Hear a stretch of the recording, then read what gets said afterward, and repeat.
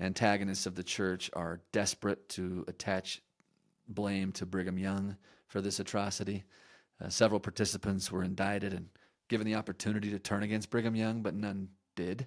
One last point I think is important too is that when John D. Lee was executed, he's actually given one last chance to implicate Brigham Young in the massacre. And according to witnesses at his execution, let me quote a little bit more from this. This is When Vengeance Is Mine. It says, toward the end of his 5-minute speech, his voice became stronger. I do not believe everything that is now taught and practiced by Brigham Young. I do not care who hears it. It is so. I believe he is leading the people astray, downward to destruction, he said.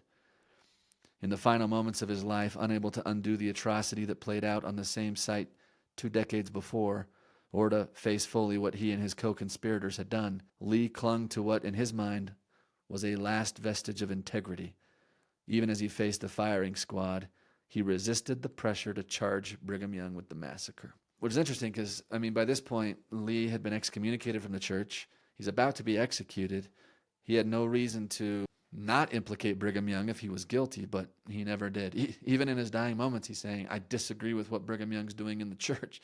That was the perfect chance to pull Brigham Young into this, but he does not.